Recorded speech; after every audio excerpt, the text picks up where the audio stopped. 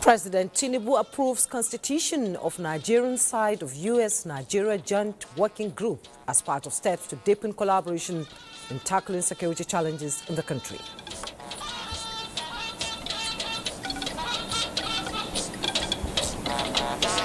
ECOWAS heads of state and government meet on situation in Guinea-Bissau.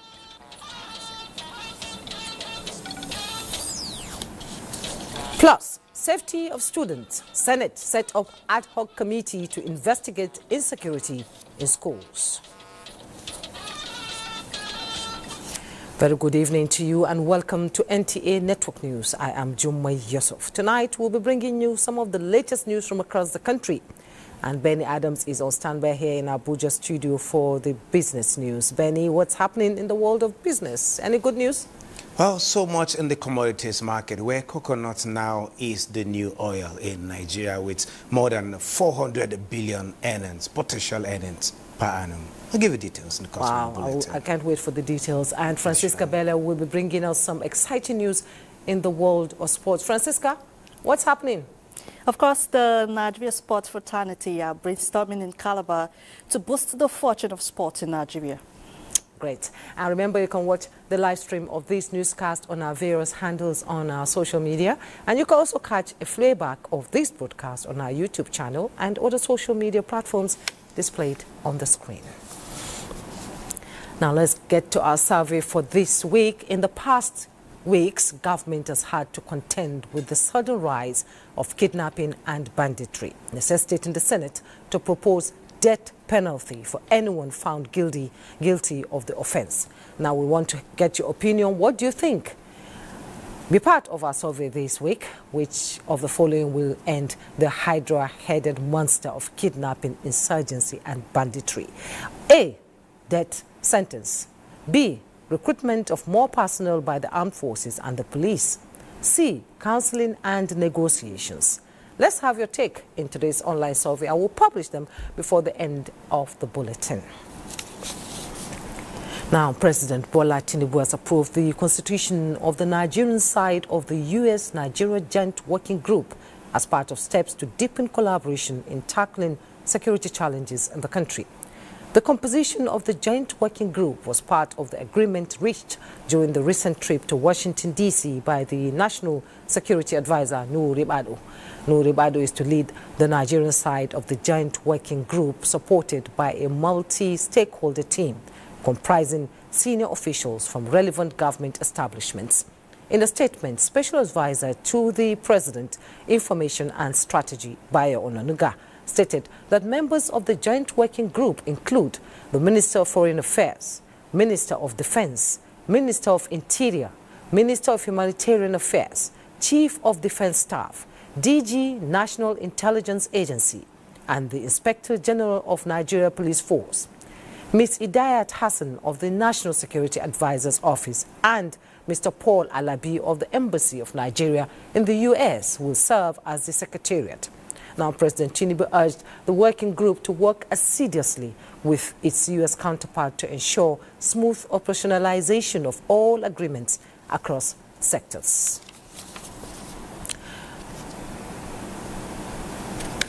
And from Washington, D.C. to developing story coming out from Guinea-Bissau, President Bola Tinubu this Thursday participated in an extraordinary summit of the ECOWAS authorities of heads of state and government. Though details of the outcomes of the meeting are yet to be disclosed, State House correspondent Musbaud and Wahab reports that the extraordinary meeting was convened on the situation in Guinea-Bissau. Guinea-Bissau has been in political unrest since yesterday, Wednesday, after military officers declared total control of the country, closed its borders and suspended electoral activities.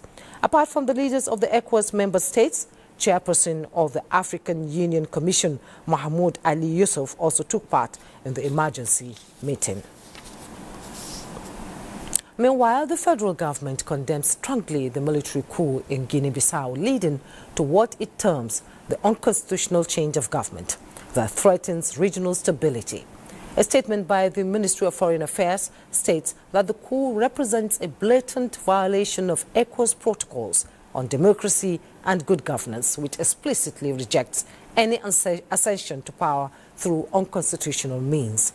The Nigerian government therefore calls on the authorities in Guinea-Bissau to ensure the immediate and unconditional restoration of constitutional order, guarantee the safety and security of all those detained, particularly election observers still in the country on official assignment.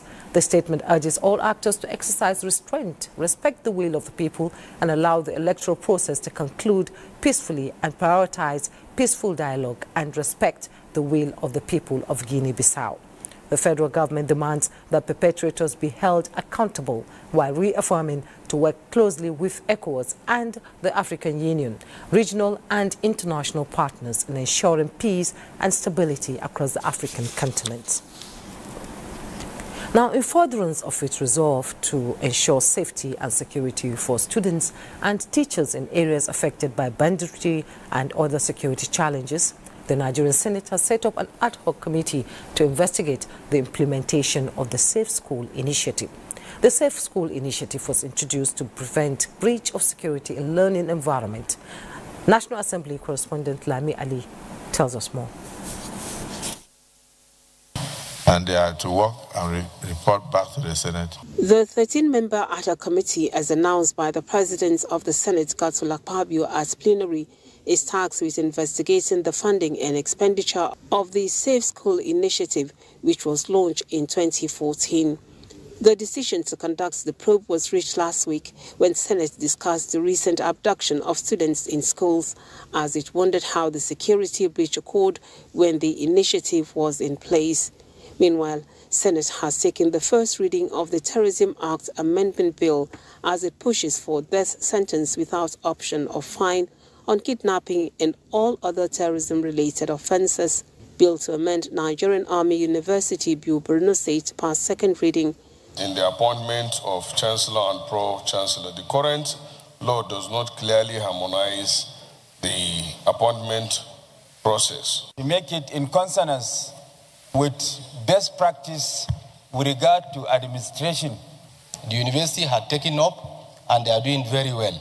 Senate has also confirmed the appointment of Ayo Omidiron as chairman and 37 others as commissioners for the Federal Character Commission.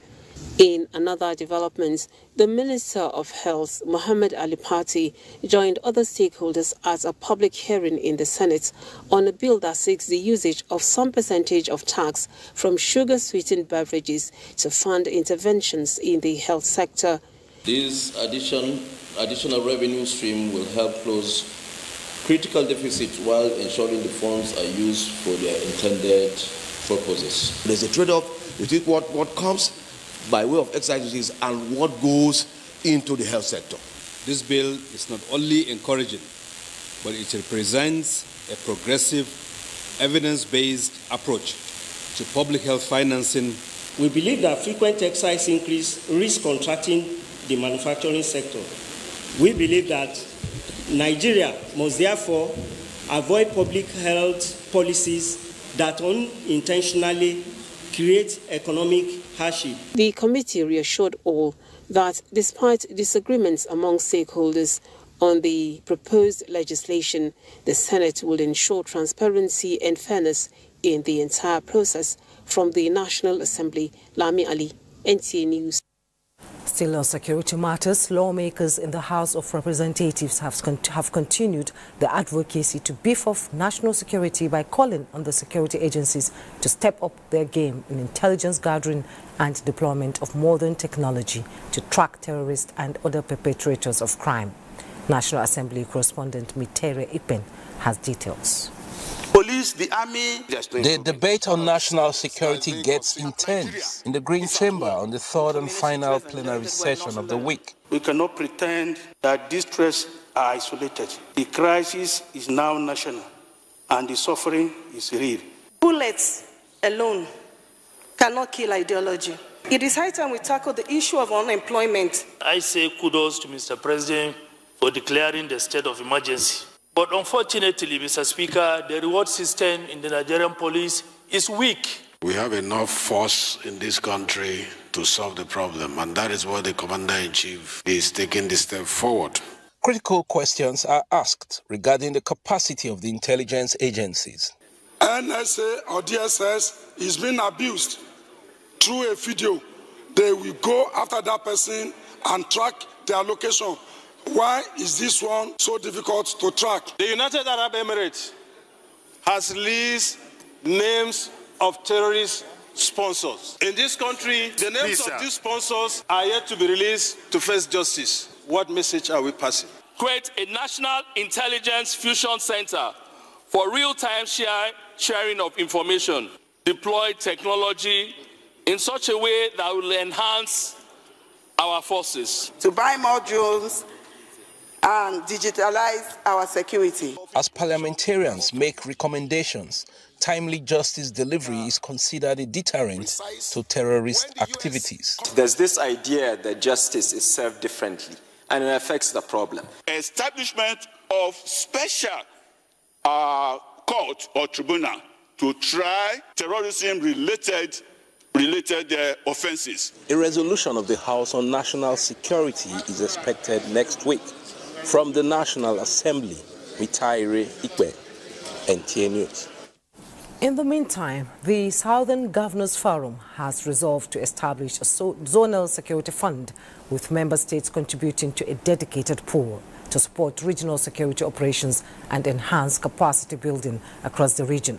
Hakeem Jimo reports that in a communique at the end of its emergency meeting, the forum also agreed to institutionalize a monthly zonal security coordination meeting. The resolutions were contained in a communique issued at the end of a joint meeting between the Southern Governors Forum and the Southern Nigerian Traditional Rulers Council held in Ikperu, Ikenne local government area of Ogun State, and read by the chairman of the forum and the governor of Ogun State, Dapo Abiodun. The forum approved an intelligence sharing framework backed by modern communication technologies and surveillance systems, enabling coordinated responses across the southern states. The forum resolved to enhance regional and local security outfits, including hunter associations and community-based surveillance units such as Neighborhood Watch, Amotekun and Co., through the provision of equipment, logistics, and operational support.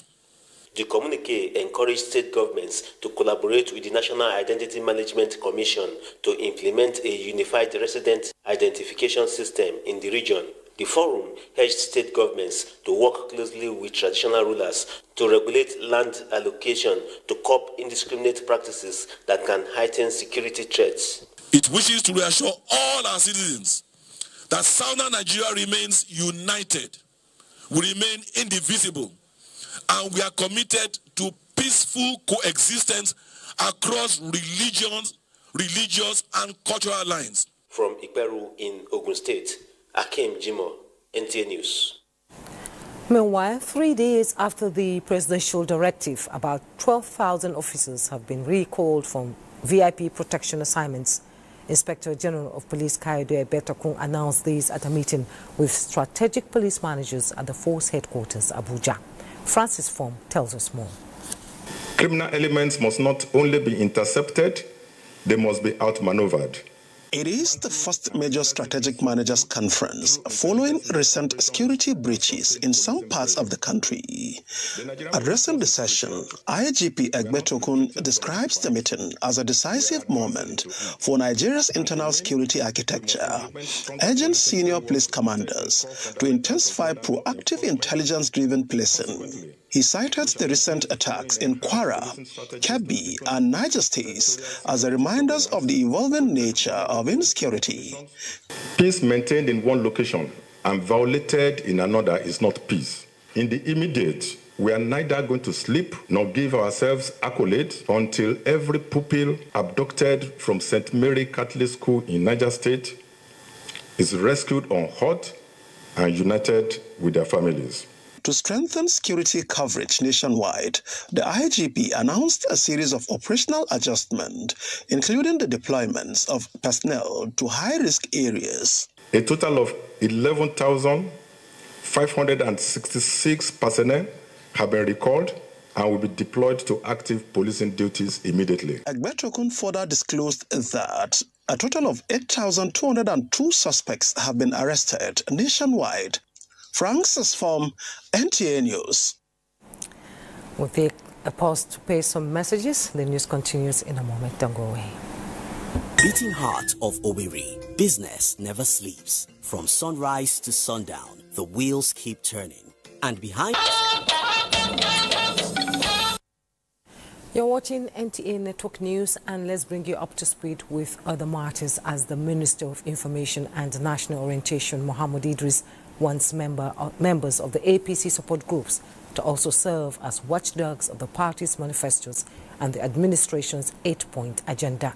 This was at the maiden meeting between the government spokesman and leaders of various APC support groups held behind closed doors. Saliu Abdullahi Garara reports. These are the faces behind those who carried the party's flag and provided support at the podiums and at the polling units that led to the victory of APC at the center. We still remain steadfast in our support for the government. We are part of the system, so if it is good, it's for us, if it's bad, for us. And that is why we are happy that you grant us this audience. Before the closed-door session, the minister updated them about the administration's performance within the last 2.5 years of its first-term mandate. Mr. President declared a state of emergency on security, authorizing the recruitment of additional personnel into the army and police, and announcing fresh support for existing security outfits created by the state governments. He has also called on the National Assembly to expedite legislative action on the establishment of state police.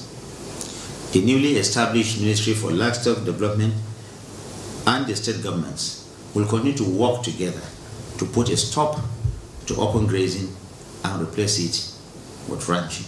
The Tinubu administration is laying a strong foundation for Nigeria's future by creating more opportunities for our youth, who constitute more than 60% of the entire population of Nigeria.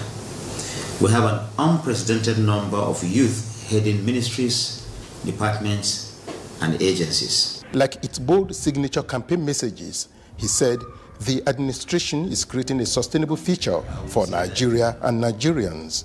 Being a first interactive platform, their energy seems undiluted and their commitment steady for future engagement. In Abuja, Salihu Abdullahi Gwanara, NTA News. From politics to infrastructure development, we hear the federal government has terminated some major road projects in Kogi State, citing poor and stalled progress on key sectors. At a press briefing in Abuja, representative of the Minister of Works, Director of Information and Public Relations, Mohammed Ahmed, says the decision was taken after a review meeting between the minister and selected contractors handling critical federal road projects in the state. The minister expresses displeasure over the alarming disparity between contract timelines and actual work done, and pointed to some of the mutually terminated contracts in different sectors of the Abuja, Lokoja, Shintaku, Dekina, and Okene Ajakuta roads in Kogi State. These include the provision of culvert and drainages along the Section 2 of Abuja-Lokoja Road, the rehabilitation of Abuja-Lokoja Section A4, and the reconstruction of Okene Ajakuta Itope Road. Others include the rehabilitation of Lokoja, Shintaku, Dekina, Ayingba Road, and Abuja-Lokoja flooded Section 4B. Users on the Abuja-Lokoja Expressway to bear with the ministry on the inconveniences they are experiencing on the road due to the multiple intervention projects that are ongoing, and assures that work will soon be completed. The minister also directs that all outstanding works, including those from mutually terminated contracts across the Abuja-Lokoja corridor, be compiled for immediate emergency intervention. He, however, disclosed that all contractors whose contracts were terminated would not receive fresh funding, and any further work undertaken must be strictly within the limit of advance payments already received. Meanwhile, President Bola Tinubu has approved special funding to upgrade Nigerian Airspace Management Agency's equipment, moving the agency's procurement from the regular budget to a dedicated fund. The Minister of Aviation and Aerospace Development, Festus Keyamo, made the revelation at a quarterly stakeholders engagement. Let's take a listen to Ladi Bala's report. The minister's announcement underscores the federal government's commitment to modernizing Nigeria's aviation infrastructure, with the special funds set to accelerate the upgrade of NAMA's equipment. The Mr. President has graciously agreed to get special funding outside the budget to upgrade the equipment of NAMA. And so we have that special funding now. We also assess the funds. The Nigerian Airspace Management Agency has also granted 4 airports approval to operate up to 10 p.m. The airports are Eola International Airport, Sir Mbakwe International Cargo Airport, Owerri, General Tunde Idiagbon International Airport, Ilorin, and Akanu Ibiam International Airport in Enugu. This decision follows calls from stakeholders to extend flight hours beyond the current Abuja-Lagos schedule. We upgraded communication equipment in 4 additional airports and navigational equipment in 3 more airports. We have been able to install instrument landing system, which is meant for international flight. That is why we don't see delays in landing most of the time and delays in departure. NAMA has also established a fully functional flight calibration unit for checking navigational aid and validating instrument approach procedures. In Abuja, Ladibala, NTA News. And talking health, the Coordinating Minister of Health and Social Welfare, Professor Muhammad Ali Pati, has identified the need for collaboration among the 3 tiers of government for the country to achieve sustainable progress in the health sector. Professor Pati said this at the 2025 National Health Dialogue with the theme, Evidence, Innovation and Financing for a Healthier Nigeria. He highlights federal government's ongoing reforms, including the Health Sector Renewal Investment Initiative, which focuses on improving governance, increasing domestic health financing, and strengthening both primary and healthcare and hospital systems. Under this presidency is to say, let's begin to fix it in a determined way and not be distracted. And let's begin to show results and help that others, whether media, whether states, whether local government, whether partners, instead of complaining, let's join hands. Let states also key into what the president is trying to do. Lots of reforms going on at the same time and with rapid speed. Of course, they've come with initial pains, but you see, when you're making change, typically it's painful. But I think if we pay attention and we all are going to be honest with ourselves, I think we see the light at the end of the tunnel. Now, the Saudi Arabia's King Salman Humanitarian Aid and Relief Center has flagged off a specialized cochlear implant and hearing rehabilitation program in Abuja. Salwa Khalil Ibrahim reports that this is a major humanitarian intervention at treating severe hearing loss among Nigerian children. Hearing is one of the greatest gifts to mankind. While some are blessed with it, others are either born or develop hearing impairment. Now, the King Salman Humanitarian Aid and Relief Center, in collaboration with Nigeria's Health Authority, is giving 30 children another chance to hear through cochlear implant surgery at the National Hospital, Abuja. The emotional torture that comes with having a child that can't hear and then having a solution to it, they have brought relief, comfort and support. The sponsor and Embassy of the Kingdom of Saudi Arabia in Nigeria says the program reflects the kingdom's dedication to supporting vulnerable communities and strengthening health systems in friendly nations. So I think it's a welcome development compared to before that she cannot hear. But I think she can pick a sound now. So from there, from the gradual process, it will end up to normal, healthy life. The program offers a complete chain of care, including diagnosis, surgery follow-up, auditory therapy, and speech rehabilitation, representing a life-changing step for beneficiaries and their families. In Abuja, Salwa Khalil Ibrahim, NTA News.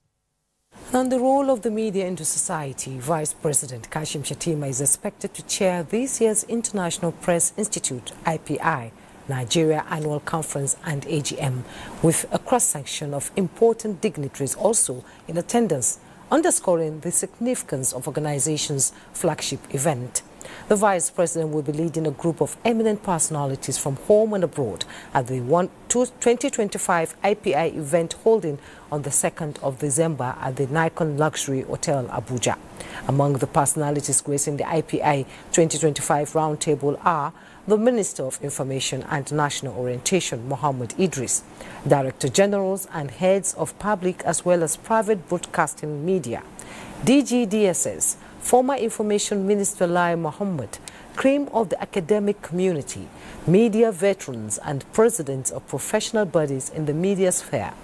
The 2 days event will feature a presentation of 2 conference papers with panel discussions, unveiling of the IPI book and an honorary segment.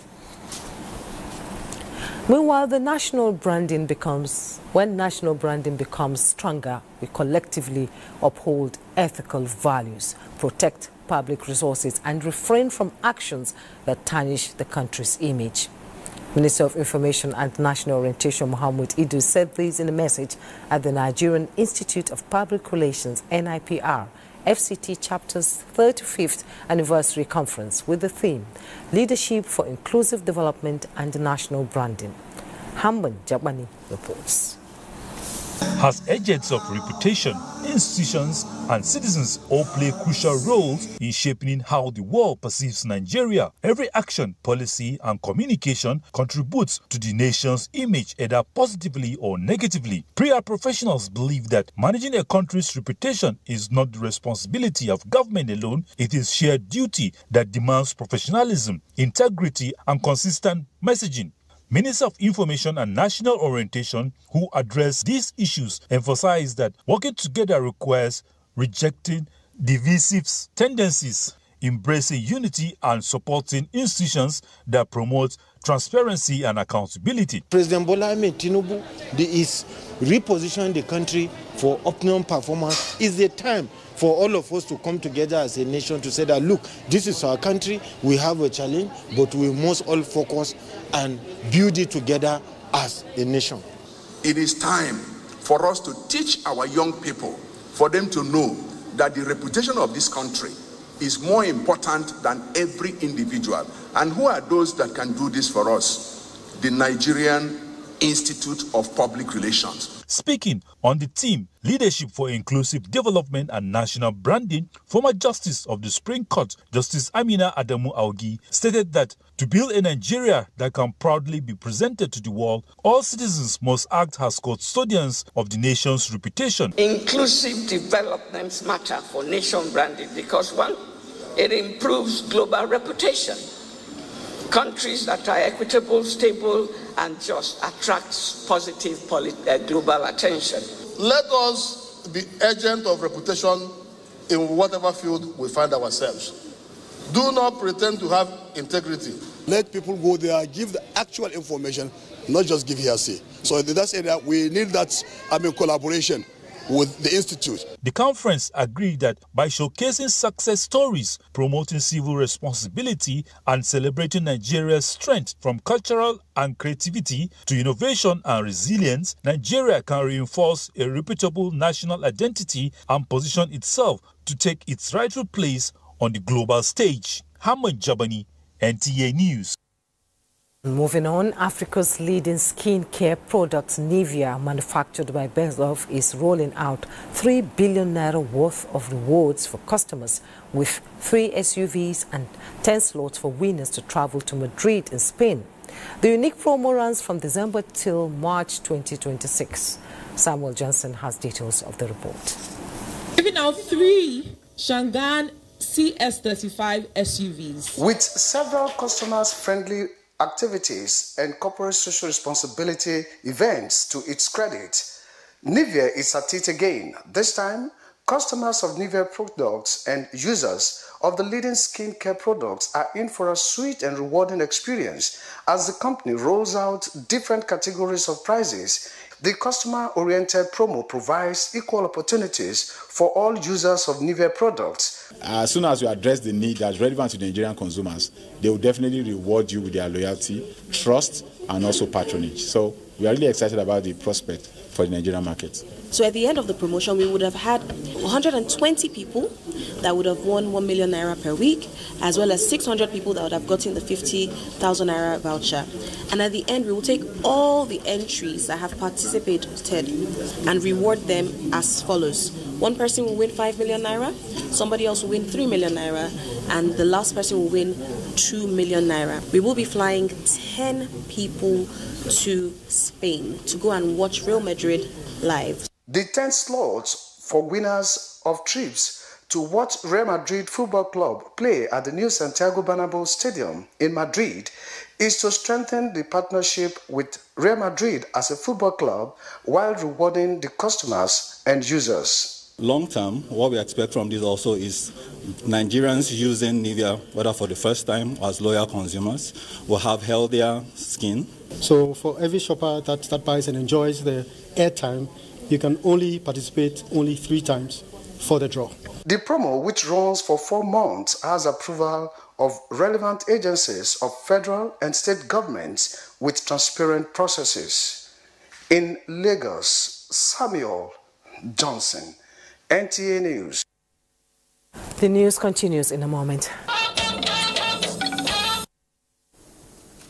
Now talking business, cherry news from the coconut market suggests an array of benefits and uses across economic, health, cosmetic and industrial sectors. From coconut oil to the milk and cream, fiber from the husk, activated carbon from the shell, beauty products to furniture. Stakeholders say the coconut value chain has the capability of generating more than 400 billion naira annually to the Nigerian economy.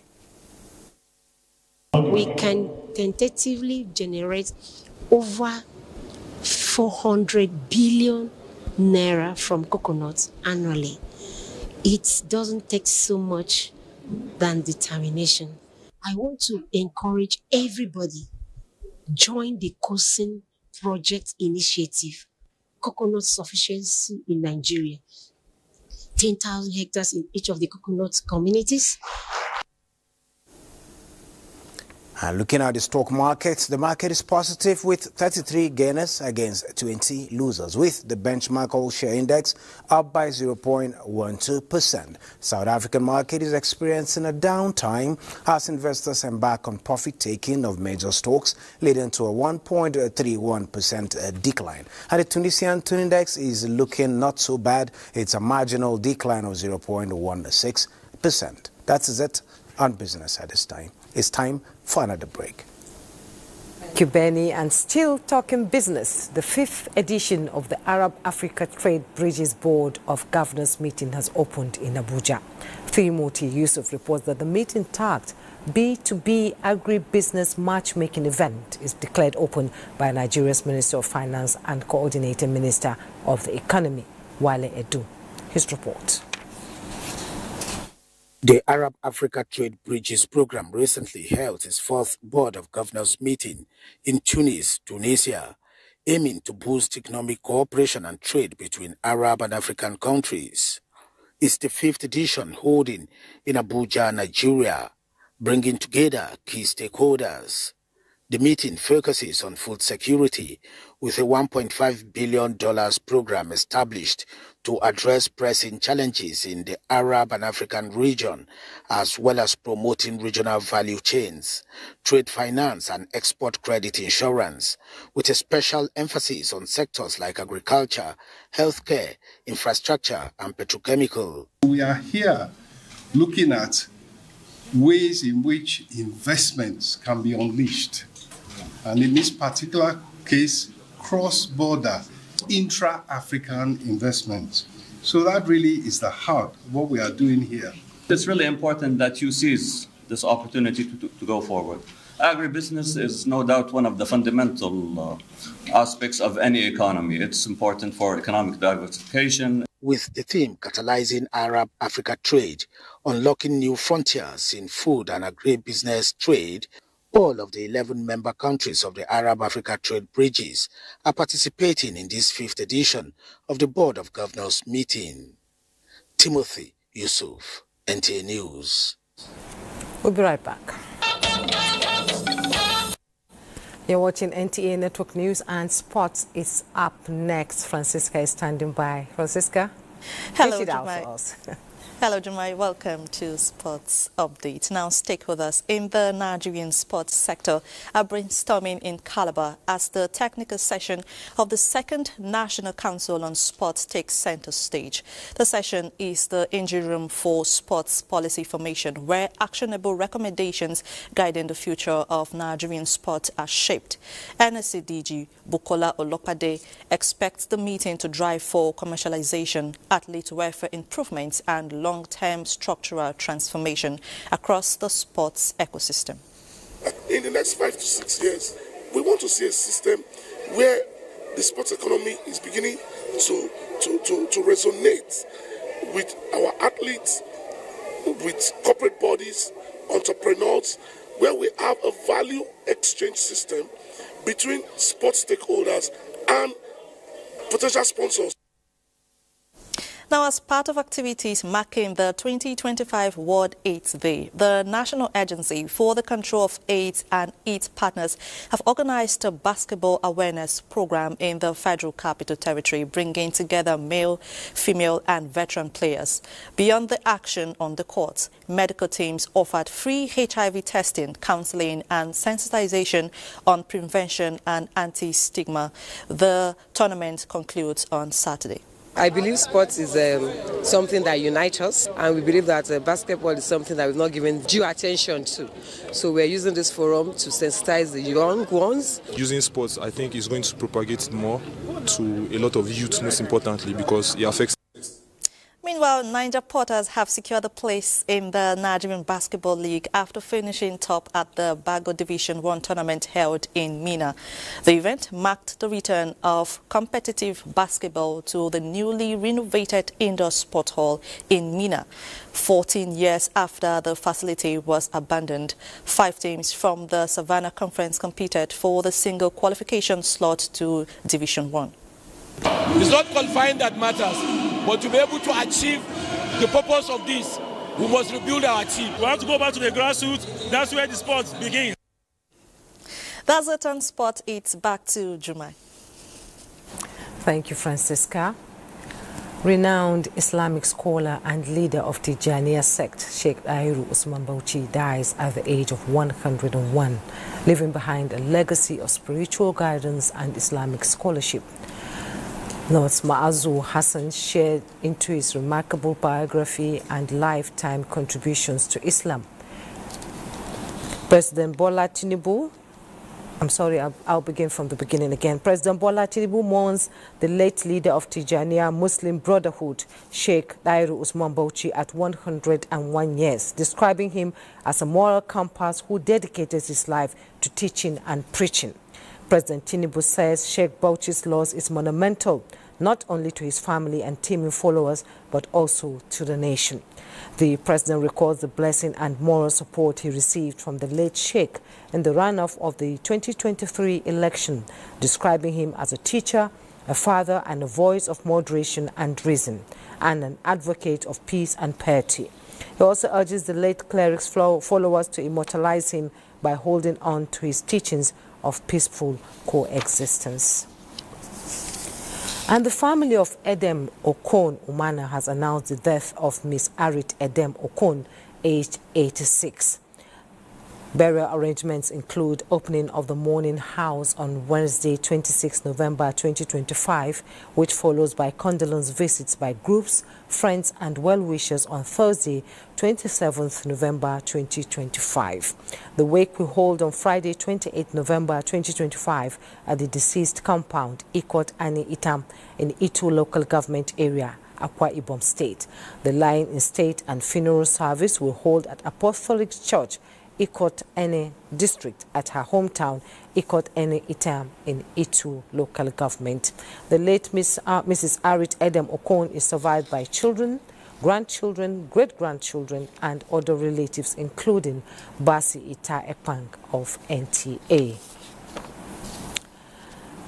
And the Onifade Fawamide family has announced the burial arrangements of late Dorcas Omobolaji, who slept in the Lord on the 25th of February 2025, aged 105 years. The burial arrangements will kick off with a wake keep on Friday, 28 November 2025 at the Fawamide's compound, Oke Ita Street, Asi Ijesha, Obokun local government area of Osun State by 5 p.m. Funeral service will hold place on Saturday, 29th of November 2025 at Methodist Church, Nigeria, Ase Ijesha Circuit, Emesi Ile Diocese by 10 a.m. prompt. Interment will take place at Fawamide's compound, B22, Okeita Street, Ase Ijesha. Reception follows at Sarawuddin Primary School playground at Ase Ijesha. And our survey results are in. We asked which of the following will end the hydra-headed monster of kidnapping and banditry. A big chunk of respondents, that is 83.3%, are calling for the death sentence to end kidnapping and banditry. Another 14.8% of respondents ticked recruitment of more personnel by the armed forces and the police, while 1.4% of tonight's respondents believe counseling and negotiation will end kidnapping and banditry. And that's Network News for tonight. Thank you so much for your time. On behalf of the crew, I am Jumwe Yusuf. Do have a wonderful night.